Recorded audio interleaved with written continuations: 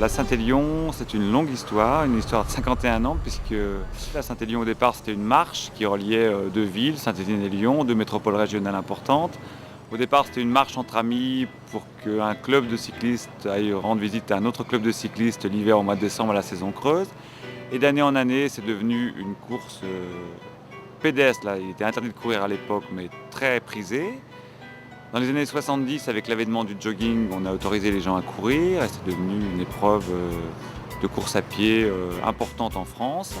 Et je rappelle quand même qu'il s'agit d'un parcours de 68 km avec près de 1300-1500 mètres de dénivelé qui se court à 50% sur bitume, à 50% sur chemin et le tout la nuit.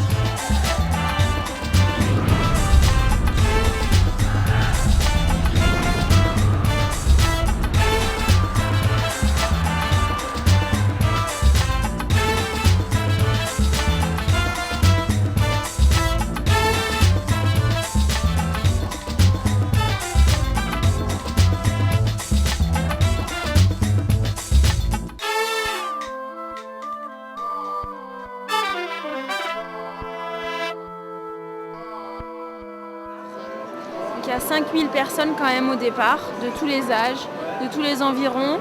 Il y a aussi bien de la course solo que des relais. Donc ça permet à des gens qui ne courent pas forcément des longues distances de participer parce que ça fait quand même 70 bornes. Saint-Étienne-Lyon, quoi. Il faut se le faire. En plus la nuit.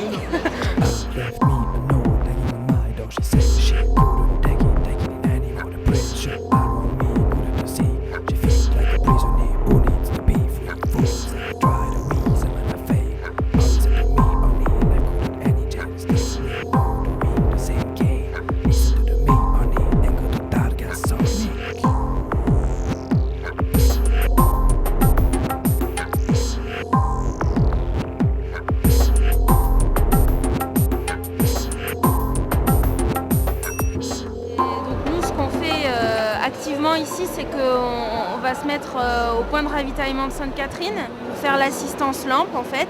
Donc toutes les personnes qui seront en panne de piles, qui auront un problème technique sur leur lampe, soit on leur change les piles ou on leur change carrément la lampe. On a le rôle d'assistant des coureurs, quoi.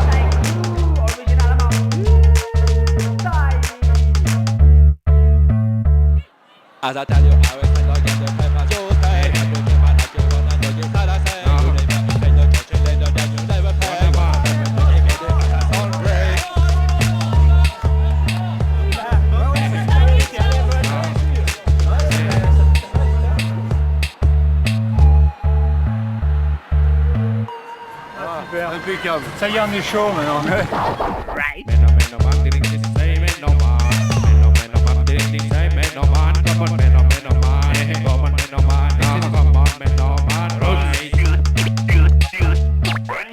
Avec la présence de Gilles Guichard. Gilles Guichard, c'est un Stéphanois qui est peut-être moins connu et moins médiatisé que Trotté, mais je pense qu'il est ultra motivé. Il porte le dossard numéro 4 et je pense qu'il faudra surveiller aussi.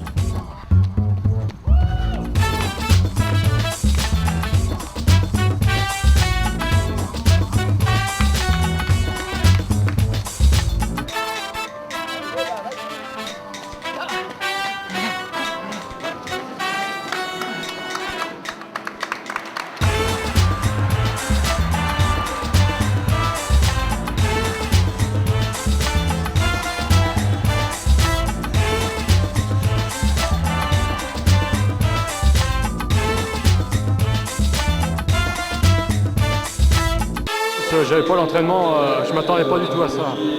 De loin. Je suis content, je le dédie à mon fils qui a eu 12 ans hier. Il y a quelqu'un qui est parti.